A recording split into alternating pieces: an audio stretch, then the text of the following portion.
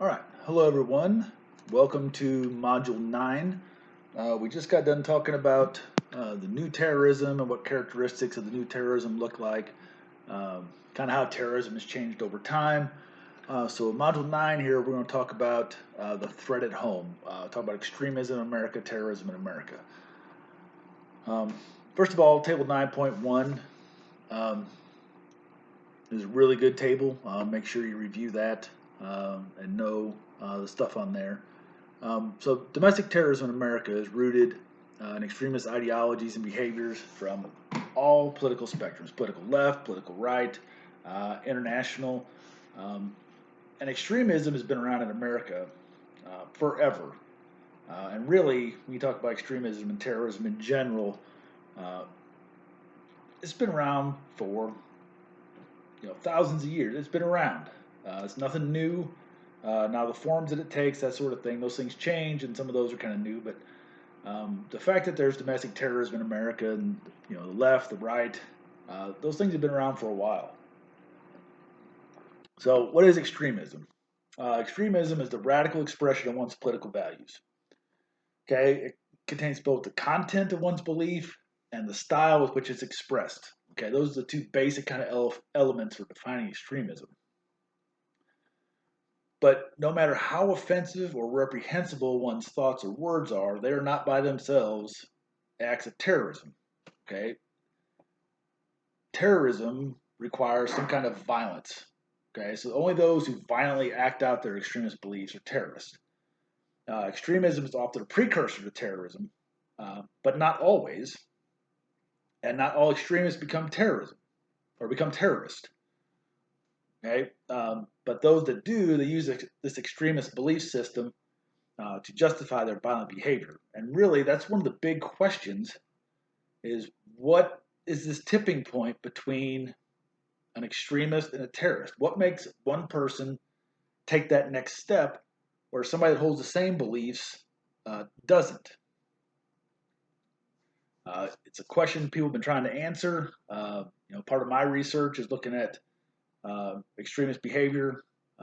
People are trying to figure it out, and really, they're having so far. There's no set in stone. Like, if this happens, then they become terrorists. It's very situation specific, very person specific. But that's always the $1 million question: is what causes an extremist to become a terrorist? All right, so let's start with left-wing extremism in the United States. Okay, now when we're talking about the left and the right here, it's very important to uh, emphasize that we're not talking about the traditional American left. We're not talking about the traditional American right. Okay, we're talking about the far and the fringe of each of those um, sides of the ideological spectrum. Okay, so when you're talking about the traditional American left, you're talking about political trends and movements that emphasize group rights, stuff like labor activism, people's rights, like the civil rights movement, LGBTQ, all those types of movements. You have single issue movements, such as like environmentalism. You have questioning traditions, like should pot be legalized, those sorts of things. Those are all traditional uh, trends and movements on the left side of the ideological spectrum. But when you get to the far and the fringe left, you're starting to get into these elements of Marxist ideology and left wing nationalism. Okay, so terrorist violence on the left has generally been ideological or ethno nationalist. Okay, it's typically carried out by covert, kind of underground organizations. But one of the features of the left is that they generally do not attack human targets. They generally attack these non-human type of symbols, buildings, those sorts of things. Uh, Now there have been human casualties, but normally they aren't the target. Kind of the only exception is the targeting of law enforcement. And it's interesting that law enforcement is actually a target of both sides of the extremist ideological spectrum. Um, you start getting into some of this like environmental uh, terrorism, that kind of stuff. They're attacking uh, logging equipment and those sorts of things. So the left generally speaking, does not target humans as a matter of course. Left-wing terrorism in the United States was most prominent from the 60s to the 80s. Um, Left-wing extremism is what they consider to be future-oriented, meaning they want to reform or destroy the existing system prior to building a new and more just society. So those on the fringe and the far left believe that the reform of the system or revolution is required to build a just society. They don't believe that just you make these incremental changes and things get better. Right? There's got to be some kind of revolution. Things have to be torn down. So it can be considered to be quote unquote idealistic. All right, right wing extremism in America. Again, remember, we are not talking about the traditional American right. We're talking about the far and the fringe. All right, so the traditional American right, we're talking about political trends and movements that emphasize more conventional and nostalgic principles, such as like family values, educational content, social order, those types of things. The far and the fringe right are characterized more by racial issues, kind of mystical and conspiracy type theories, anti-government sentiment.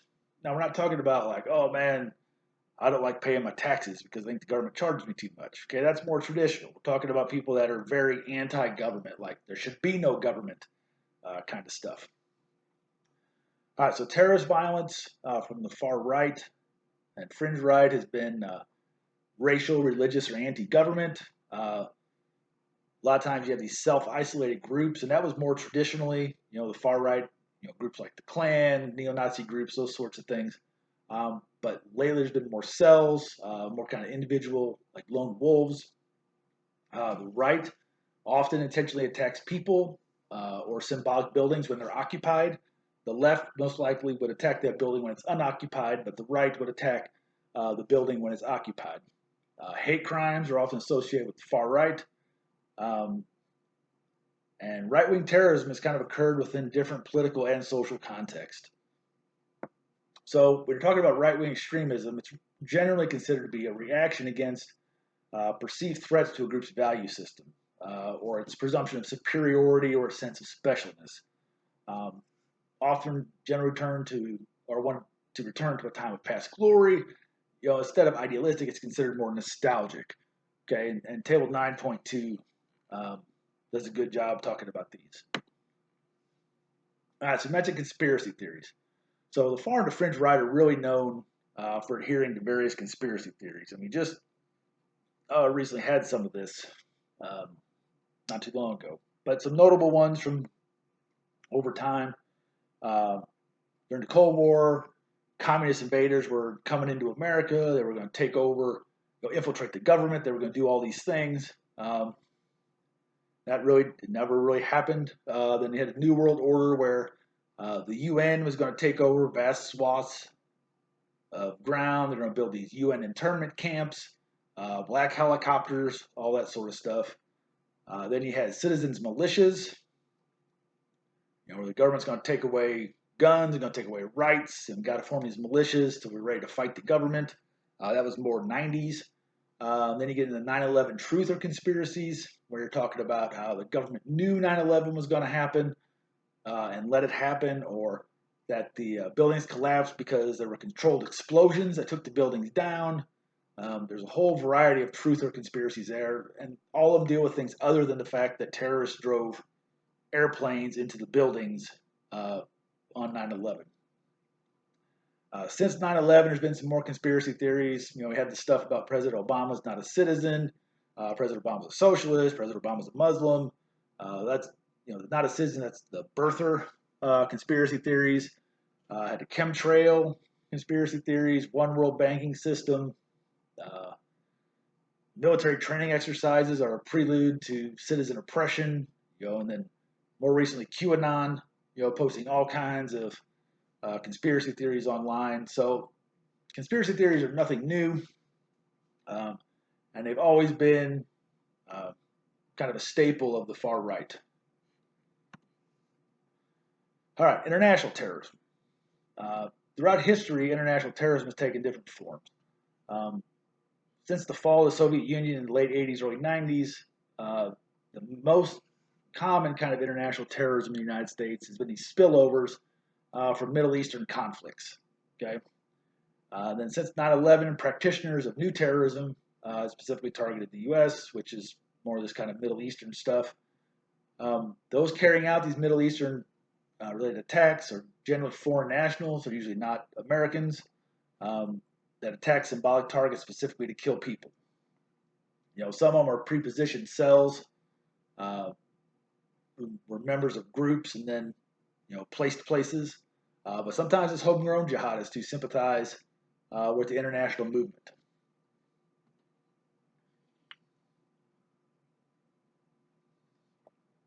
All right, let's talk about New Left terrorism, generational rebellion.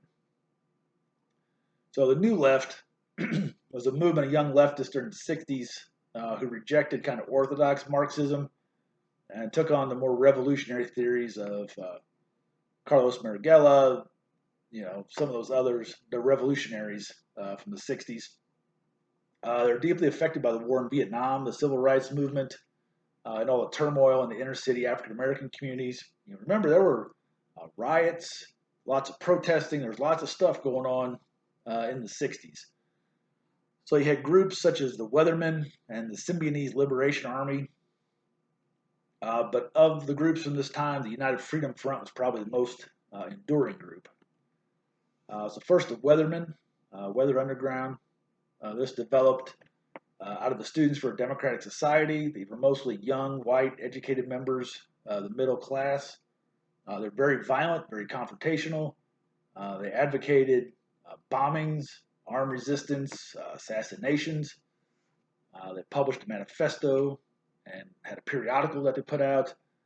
By the mid-70s, they had committed at least 40 bombings that attacked the Pentagon, police stations, National Guard facilities, ROTC buildings, the Harvard War Research Center, the Gulf Oil corporate headquarters. Then by the mid-70s, many members had given up their armed resistance and moved back above ground, which is called inversion. But others continued on into the 1980s or joined other terrorist groups. Two of them, Bill Ayers and Bernardine Dorn, actually became Bill Ayers became a college professor. He taught at the University of Chicago, I believe. Bernardine Dorn has been doing a lot of speaking. So some of the people that survived and came out of this, like, they don't hide, and they're still around. Symbionese Liberation Army was a violent cell in the mid-70s that operated mainly in California. They claimed responsibility for an assassination of the Oakland school superintendent. They kidnapped Patty Hearst and kept her locked up in a closet and indoctrinated her. This is like the first, or not the first, but it's an example of Stockholm syndrome, where she eventually started participating in bank robberies and stuff with them. 5 of the members were killed in a shootout in 1974. They robbed several banks in 1975, and the people left in the group renamed themselves the New World Liberation Front. But then by September 1975, most were captured or disappeared. Ethno-nationalist terror on the left. Ethno-nationalist violence has been rare in the United States. The activist environments in the U.S. has not historically supported nationalist terrorism.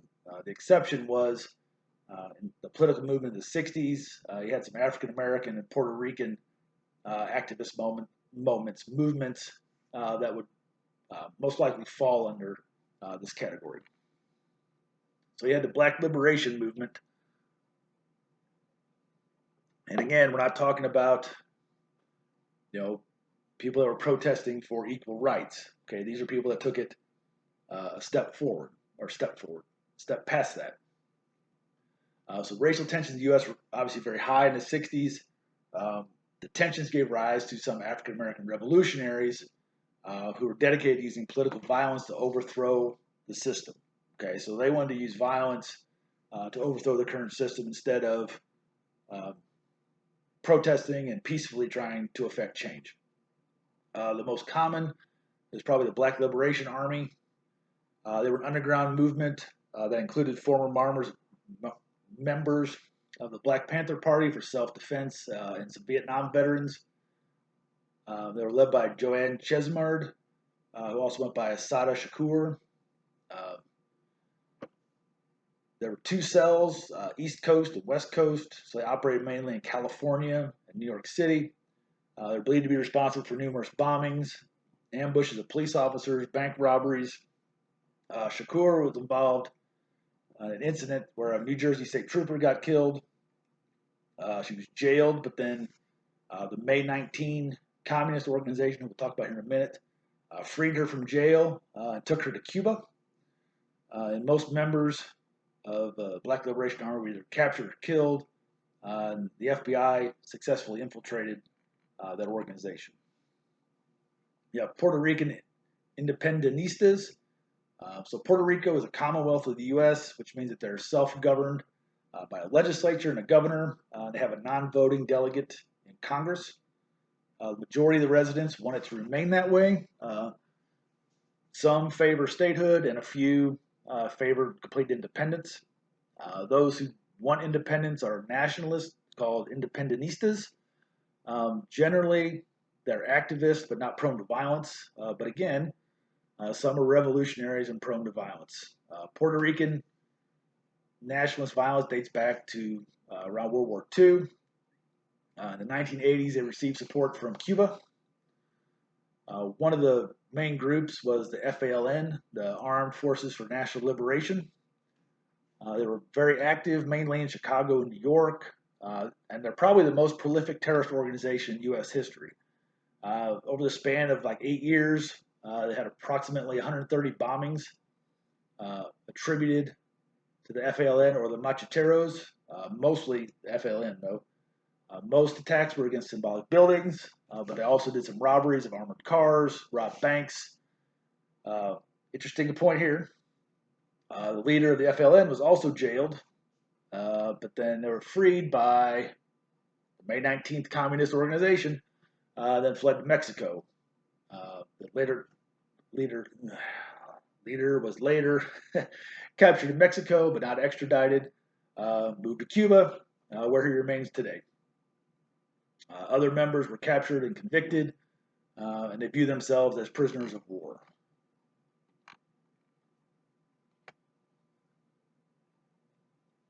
All right, so getting into some of these leftist kind of more hardcore leftist groups, come to the May 19 Communist Organization. All right, so they got their name from the birthdays of Malcolm X and Ho Chi Minh. They're composed of the remnants of the groups called the Republic of New Africa, the BLA, the Weather Underground, and the Black Panthers. Most of their members were those from other groups who had disappeared into the underground. So they disappeared in the underground, and they all kind of got together and joined this May 19 communist organization. Bank, armed car robberies, bombings, other politically motivated attacks. They had several different names. The Red Guerrilla Resistance, the Revolutionary Fighting Group, Armed Resistance Unit. Finally, in about 1985, they were finally dissolved when all the remaining members were finally arrested. All right, United Freedom Front. They were underground and active for about 10 years. They also emerged from a Students for Democratic Society program, or Students for Democratic Society, but from a program to educate prisoners about the political nature of their incarceration. They were suspected in like 25 bombings and robberies in New York City and New England. Mostly symbolic, like anti-corporate and anti-military targets. Members went underground in the suburbs. They dissolved also in late 84, early 85, when the members were arrested. Okay, so the left also has some single-issue violence. Single-issue violence is where groups focus on one particular issue to the exclusion of everything else. So there's only one thing that we care about. So the fringe environmental movement is a good example. You have groups like the Animal Liberation Front, ALF, or the Earth Liberation Front, ELF. So ALF favors direct action to protest animal abuse. They have little hierarchy, operating in small cells. Earth Liberation Front was founded by the people that split off from Earth First. because Earth First decided to abandon criminal activity. So the group of people within Earth First who wanted to keep doing criminal activity, use violence, that sort of thing, they broke off and they formed the Earth Liberation Front. They're potentially more radical than ALF, but these are the groups um, that target laboratories, facilities where animals are kept. They blow up stuff, blow up sport utility vehicles. They put spikes in trees so people using chainsaws get hurt. Um, burn logging equipment, that sort of stuff. ALF and ELF have coordinated their activities, and they likely have a lot of the same members. FBI estimates the ELF has engaged in 1,200 criminal acts and caused $100 million in property damage since 1996. But this is an interesting group here. Remember we talked about what is terrorism, right? Definitions of terrorism. So the FBI declared them a terrorist organization. But the other argument of that is, who are they terrorizing? They're not killing people. They're attacking these buildings or burning up equipment. Is that really terrorism? Who are they terrorizing? This is where definitions really matter, right? Because here you have these groups that are doing stuff. Obviously, it's violent stuff. But is it terrorism or is it just violence? Is it just arson? This is why definitions matter, okay? This is why it's so important to understand what is and what is not terrorism, because you get into these, I don't want to say fringy, but you get into the ones that aren't that are not just super clear cut, right? So it matters then what definition you're going by. All right, right-wing terrorism in the U.S. All right, so the radical right, the far right, the fringe right, they view that their value systems are under attack and they need to be defended. And the best way to do that is by violence if you have to. So some of this is rooted in anti-government sentiment, some is extreme religious activism, racial supremacy. Right? The right, everyone wants to talk about white supremacy all the time in the right, and there's no doubt white supremacy is part of the right.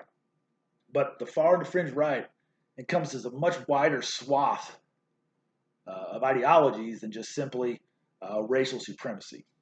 Um, some political controversies, such as illegal immigration, have also rallied some extremists. So there's this broad kind of coalition of things that all kind of get put under the far right. Well, probably the most common group, the one everybody knows, the Ku Klux Klan. So the Klan is interesting because a lot of these other far right groups, they have some kind of international counterpart. Like neo-Nazis, there's neo-Nazis in Europe, there's neo-Nazis in the United States. Holocaust deniers, they're in both. But like the Klan is only in America. So that makes it really kind of unique.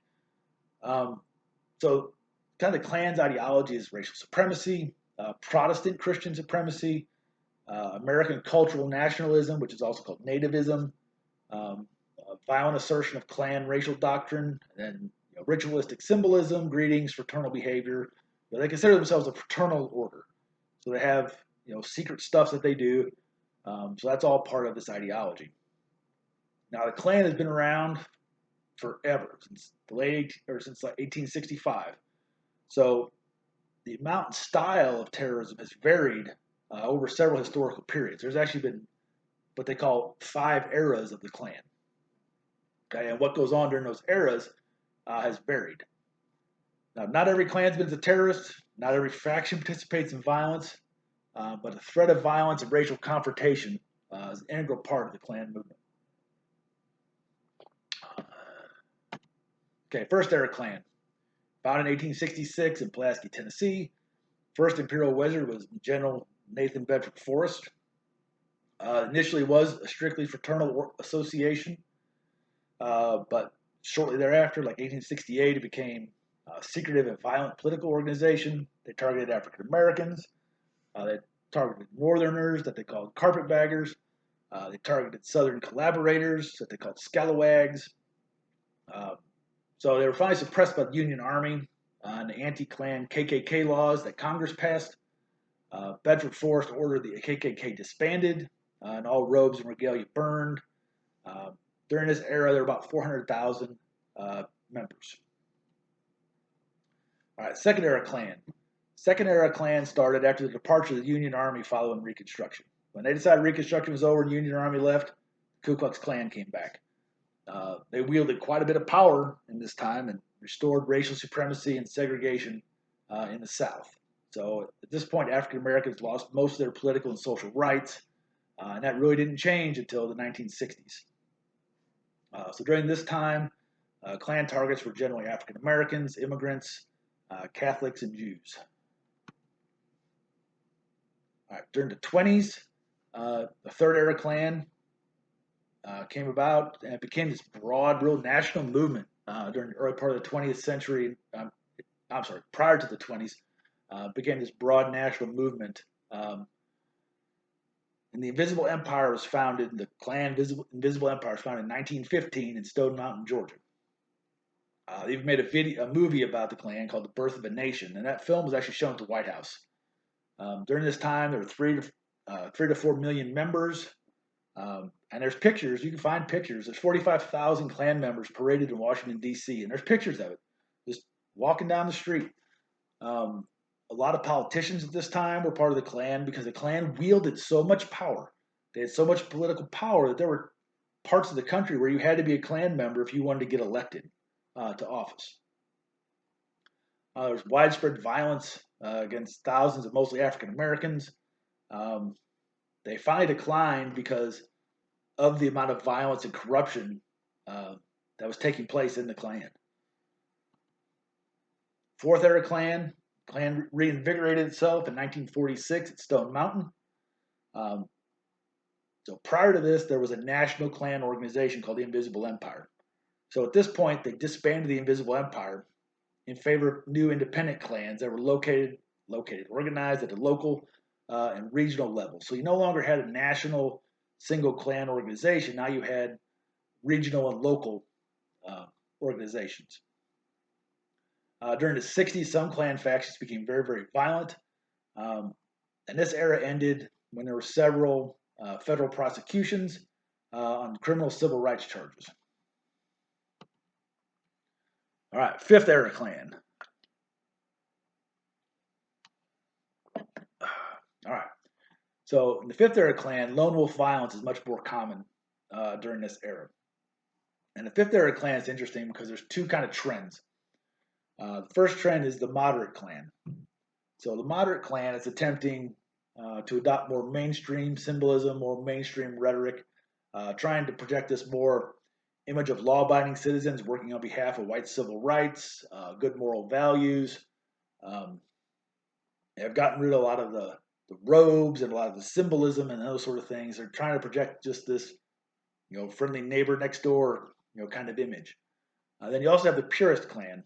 And this section, or this trend, whatever you want to call it, kind of harkens back to the original traditions and ideology of the Klan. They're unapologetically racist, confrontational, kind of the exact opposite of what the moderate Klan is doing. The moderate Klan is trying to show that, like, hey, we're not bad people. We just have a little bit of a different belief system. No big deal. So membership has ebbed and flowed during the Fifth Era, kind of based on cultural, political environments. There's competition from other groups. For a while in the Klan's history, they were it. Like, they were the only group around. There weren't all these other groups, but now there's a lot of different groups, different kinds of groups. So there's a little more competition now for members. Neo-Nazis.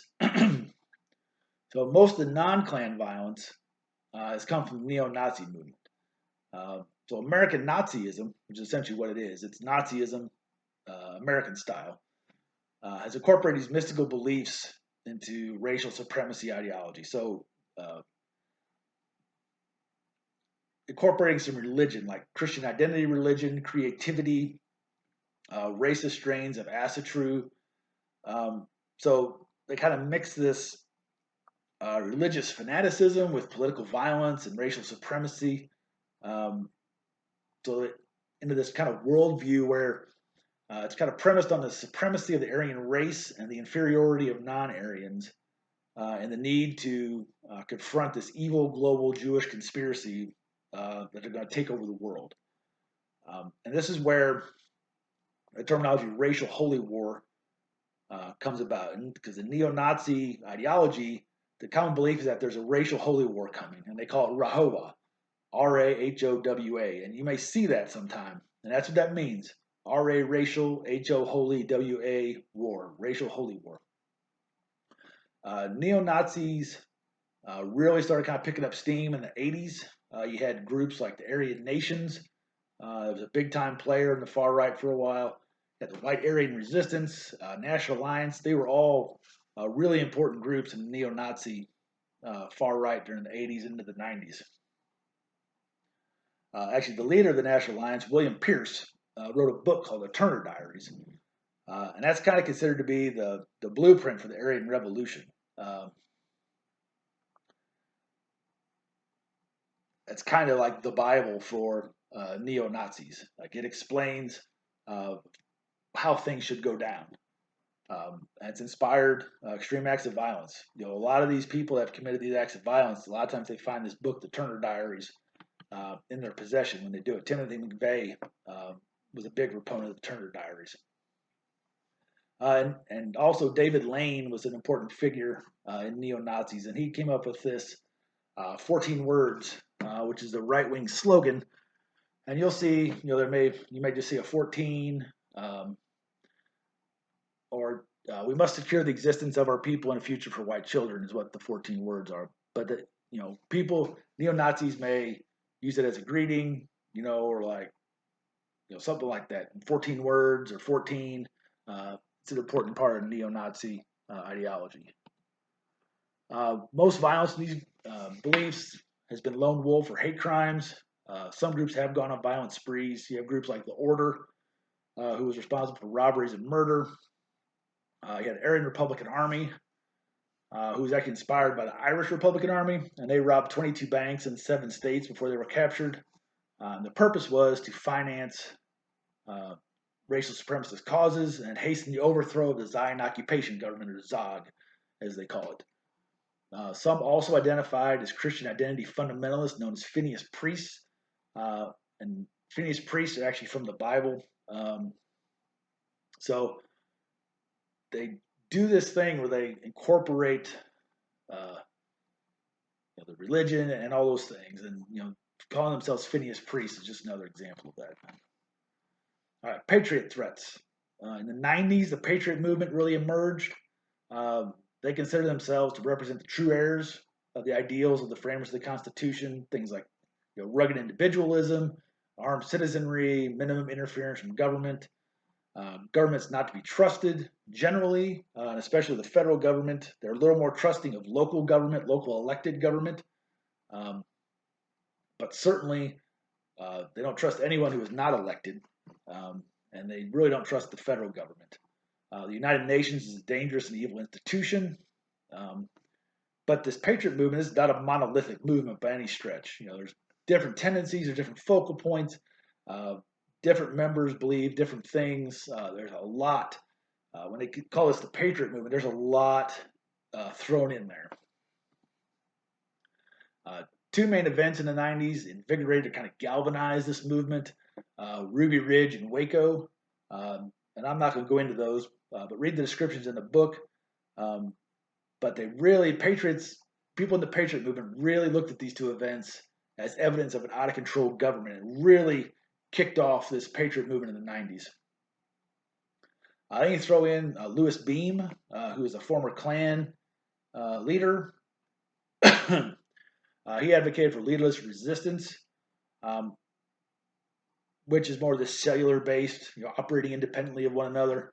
And some parts of the patriot movement really did adopt this concept as the most effective way to resist government, because it's really hard to infiltrate individual cells of people. You got groups of 3 or 4 people. It's hard to infiltrate that, as opposed to a bureaucratic organization that's got 50 people, right? It's a lot harder.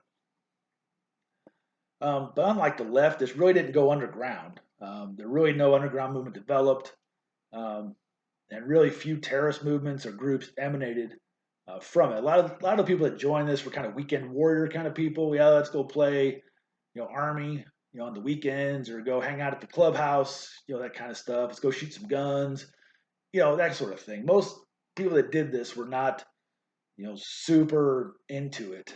Uh, and so those kind of groups are pretty easy for the government to infiltrate. There were a few plots thwarted, um, but the thing that really impacted the Patriot movement was the Oklahoma City bombing by Timothy McVeigh and Terry Nichols.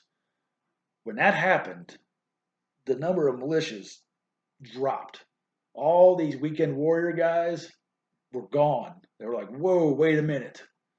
This got super serious in a hurry. The government's cracking down. This guy did something crazy. Like, I don't want to be a part of this whatsoever. So anyone who wasn't a diehard got out of there. Um, and then we had the conspiracies around the year 2000. So there were these dire apocalyptic uh, predictions of what was going to happen in the year 2000. Like nothing was going to work. The world was going to end. It was going to be chaos. Like it was going to be all these crazy things. And none of that happened, right? It flipped over to midnight. Nothing happened. So then everybody that was involved in that was like, wow, this is garbage. So they started moving out too. So there's this big drop off between 95 and 9/11. And then 9/11, of course, shifted focus to international stuff. But then we saw another little resurgence again after the 2008 presidential election. All right, moralist terrorism. These are acts of political violence motivated by a moralistic worldview. Some of these are single issue type terrorist.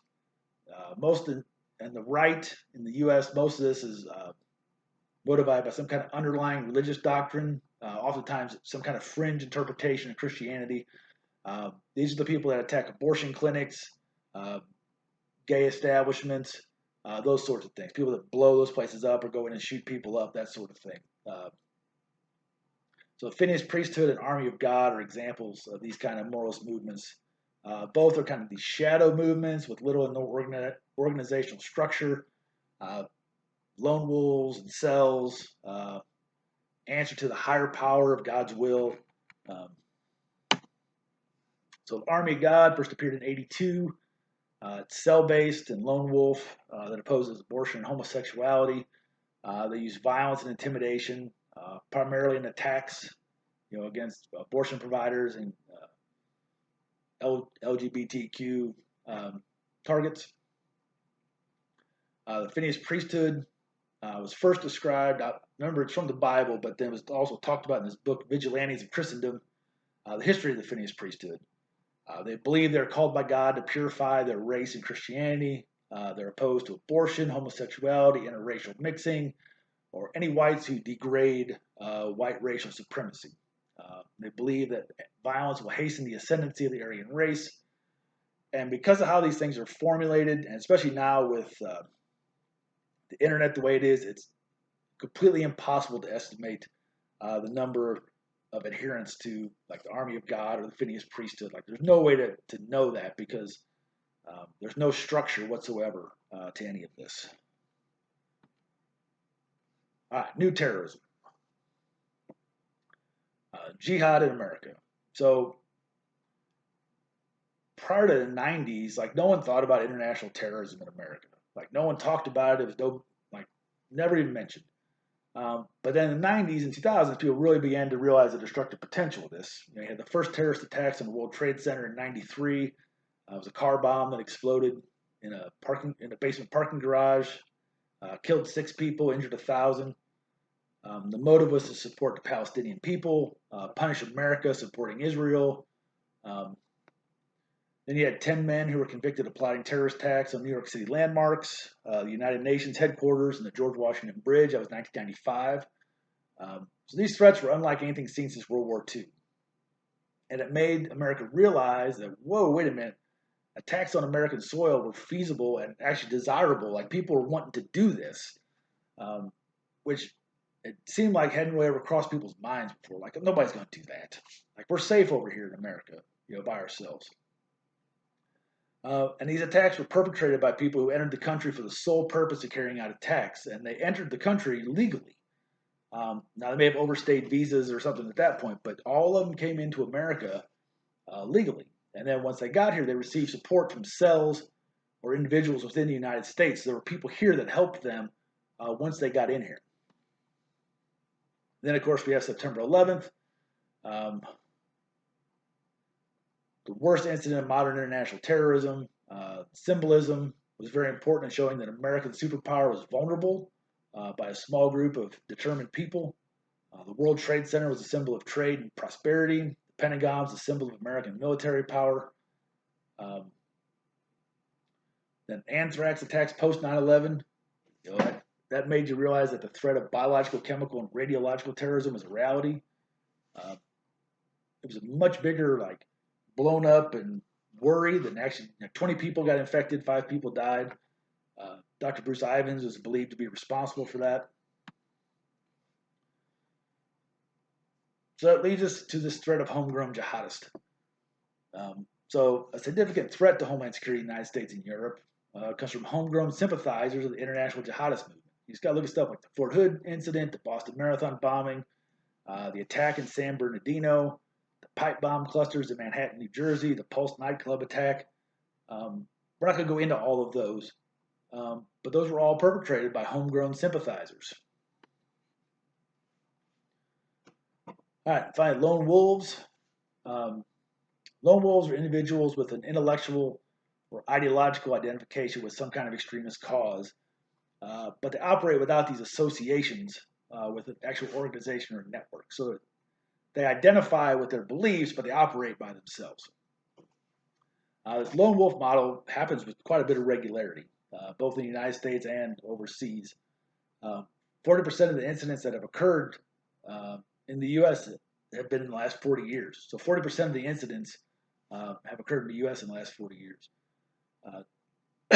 This type of terrorism is very difficult to combat because how do you find that needle in a haystack, right? You have to find the single individual that poses the risk. So now you get back again to this: which extremist is going to become a terrorist, right? You may have 100 people that you're told that, oh my gosh, I think they're going to do something. Well, 99 of them aren't going to do anything. How do you figure out which the one that's going to do it? That's the key to lone wolves. It's so very difficult to figure out who they are and what they're going to do. Historically, most lone wolf attacks were racially motivated, anti-government, religion-related. People like Richard Baumhammer, Fraser Glenn Miller, Dylan Roof, Robert Bowers. Then you had the jihadist lone wolves. You had the shoe bomber, Richard Reed. You had the underwear bomber. Read about each of those. But lone wolves are not strictly one type of ideology. Different ideologies will use lone wolf attacks. All right, that's the end of this. I know that was long, but we had a lot of ground to cover. Please complete all your assignments for this, and let me know if you have any questions. I'll see you the next module.